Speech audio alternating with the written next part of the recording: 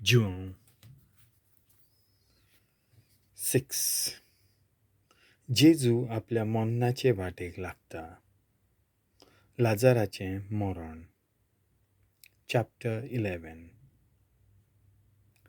बेतानियेचो लाजार नांवाचो कोण एकलो मनीस पिडेंत आसलो. मारिया आनी तिची भयण मार्ता त्याच गांवाच्यो आसल्यो. सोम्याक परमळीत तेलान माखलो आनी ताचे पांये आपल्या केंसांनी पुसले ती मारियाई. तिचो भाव लाजार बरो नासलो. देखून भयणींनी जेजूक सांगून धाडलें, सोम्या, तुजो इश्ट बरो ना. ही खबर आयकून जेजून म्हणलें, हे पिडेन तो मोचचो ना. ती देवाचे महिमे खातीर आयल्या. तिचे वरवीं देवाच्या पुताकूय महिमा मेळटली. मात्ता, तिची भयण मारिया आनी लाजार हांचो जेजू मोग करी. तरी पूण तो बरो ना म्हूण ताका खबर पावली तेन्ना आसलो तेच सुवातेर जेजू आनीक 2 दीस रावलो. त्या उपरांत ताणें शिसांक म्हणलें, आनीक एक पावट जुडेयांत वचूं या. शिसांनी जबाब दिलो, गुरुजी, निकतेच पर्यान जुदेव तुका फातराव कोत्ताले आनी तूं परत थंय वेताय? जेजून पोत्तिपाल केलो, एका दिसाक 12 तास आसात की ना? दिसाचीं चलतात तांचे पांये आदवनात, कित्याक तीं ह्या संवसाराचो उजवाड पळयतात.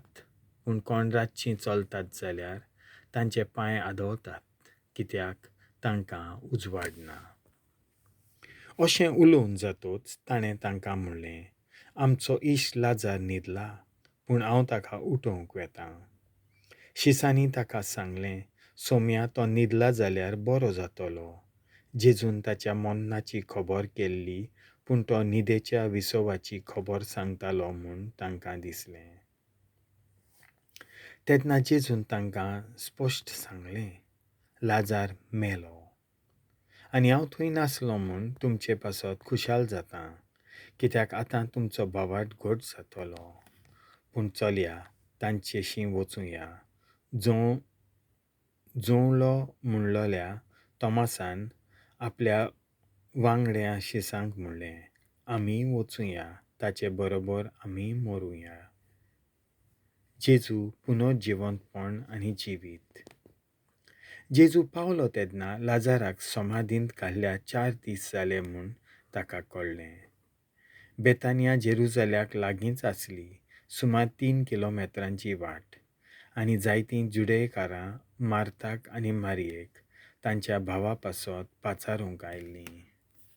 जेजू येता म्हूण आयकून मार्ता ताका मेळूंक गेली.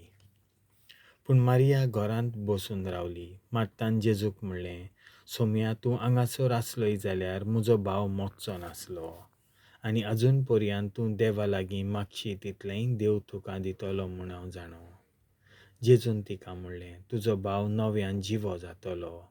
मार्तान ताका म्हणलें, तो निमाण्या दिसा पुनर्जिवंतपणाच्या सोमयार नव्यान जिवंत जातलो म्हूण हांव जाणो. जेजून तिका पोत्तिपाल केलो, पुनर्जिवंतपण आनी जिवीत हांवूच. जीं कोण म्हजेर भावार्थ दवरतात तीं मेल्लीं जाल्यार जिवीं आसतलीं, आनी जीं कोण जिवीं आसात आनी म्हजेर भावार्थ दवरतात तीं सासणांक मोच्ची नात. हो भावार्थ आसा तुका? तिणें ताका म्हणलें, ओय सोम्या, संवसारांत येवचो आसलो तो क्रिस्त देवाचो पूत तो तूंच म्हूण म्हाका भावार्थ आसा. जेजूचें कालीच कळवळटा. अशें म्हणटच ती आपले भयणी मारयेक आपोवंक गेली आनी तिका कुशीन व्हरून म्हणलें, गुरुजी हांगा आसा आनी तुका आपयता. हें आयकून ती रोखडीच उठली आनी ताचे सोंशें गेली. जेजू अजून ग्रामांत पावूंक नासलो, पूण मात्ता ताका मेळ्ळोली थंयच आसलो. तिका घरांत बुजवण दितालीं तीं जुडेयकारां मारिया बेगीनच उठ्ठा आनी भायर वेता तें पळोवन ती समाधी सोंशें रोडूंक वेता म्हूण चिंतून तिचे फाटल्यान गेलीं. जेजू आसलो थंय पावतच ताका पळोवन मारिया ताच्या पांयां पडली. तिणें म्हणलें, सोम्या, तूं हांगा आसलोय जाल्यार म्हजो भाव मोच्चो नासलो. मारिया रडटाली ती आनी तिचे सांगाती आयिल्लीं तीं जुडेकारां रडटालीं तीं पळोवन जेजू भोव कळवळो आनी सगळोच थरथरलो. ताणें विचारलें, ताका तुमी खंय घाल्ला? तांणी ताका सांगलें, सोम्या ये आनी पळय. जेजूक रडूंक आयलें. देखून जुडेकारांनी म्हणलें, पळयात, हो ताचो कितलो मोग करी. पूण तांचे भितरल्या थोड्यांनी म्हणलें, हाणें न्हय रे कुड्ड्याचे दोळे उगडले, तर ताच्यान हाका मरणांतलो निवारूंक जायनासलो. जेजू लाजाराक नव्यान जिवंत कोत्ता. तेन्ना नव्यान सगळोच कळवळोन जेजू समाधीशी गेलो. ती एक धूळ आसली आनी तिच्या तोंडार एक फातर ओडलोली. जेजून म्हणलें, फातर कुशीन काडात. मार्तान मेल्ल्याचे भयणीन ताका म्हणलें, सोम्या आतां ताका घाण मारतली. ताका 4 दीस जाले. जेजून तिका सांगलें, तूं भावाट दर्शी जाल्यार देवाची महिमा पळयतली म्हूण हांवें तुका सांगूंक ना? म्हणटच तांणी फातर कुशीन काडली. तेन्ना दोळे उबारून जेजून म्हणलें, बापा, म्हजें आयकलें देखून हांव तुका दिनवासतां. म्हजें सदांच आयकोताय म्हूण हांव जाणो आसलों. पूण भोंवतणी आसलेल्या लोकां पासत तुवें म्हाका धाडलाय म्हूण तांणी भावाट धरचे खातीर हांव असो उलयलां. हें म्हणले उपरांत तो व्हडल्यान असो आड्डलो, लाजार भायर सर. मेल्लो तो भायर आयलो. ताचे हात आनी पांय फाल्यांनी बांदलोले आनी ताचें तोंड रुमालान धांपलोलें. जेजून तांकां सांगलें, ताचे बांदपास सोडात, ताका वचून दी. धर्मसभा जेजूक मारूंक थाराव घेता. ताणें केल्लें तें पळोवन मारयेशी आयिल्ल्या जुडेकारांतल्या जायत्या जाणांनी ताचेर भावार्थ ठेवलो. पूण तांचे भितरल्या कांय जाणांनी फारिजेवांशी वचून जेजून केल्लें तें तांकां कळयलें. म्हणटच मुखेल याजकांनी आनी फारिजेवांनी धर्मसभेची बसका आपयली. तांणी म्हणलें, हो मनीस जायत्यो खुणां करून दाखयता आनी आमी कितें कोत्तांव? आमी ताका असोच सोडलो जाल्यार सगळो लोक ताचेर भावार्थ दवरतलो आनी रोमी अधिकारी येतले आनी आमच्या देव मंदिराचो आनी आमच्या राष्ट्राचो भस्म करतले. तांचे मदलो एकलो कायफास नांवाचो त्या वर्साचो परम याजक आसलो. ताणें तांकां म्हणलें, तुमी कांयच समजनात. आमच्या आख्ख्या राष्ट्राचो भस्म जावचे परस पोरचे पासत एकलो मेल्ल्यार अदीक फायद्याचें.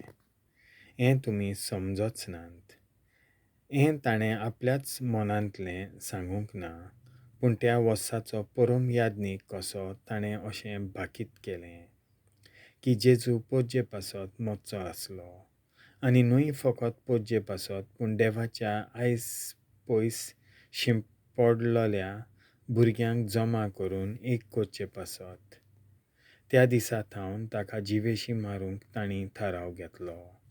देखून जेजू जुडेकारां मदें उक्तेपणी भोंवना जालो. पूण थंयसरलो भायर सरून अरण्या लागीं आसलेल्या प्रांतांत एफ्रायम नांवाच्या नगरांत गेलो आनी थंय आपल्या शिसां बरोबर रावलो. जुडेवांचें पास्क लागीं पावलोलें. पास्का आदीं आपली शुद्धी करूंक जायतो लोक गांवां थावन जेरुजल्याक चडून गेलो. तीं जेजूक सोदतालीं आनी देव मंदिरांत एकामेकाक म्हणटालीं, तुमकां कितें दिसता, तो उत्सवाक येतलो की ना? जेजूक धरचे खातीर तो खंय आसा ती कोणाक खबर आसत जाल्यार आपणाक तें कळोवचें म्हूण मुखेल याजकांनी आनी फारिजेवांनी हुकूम घाल्लो. देवाचें उतर हें.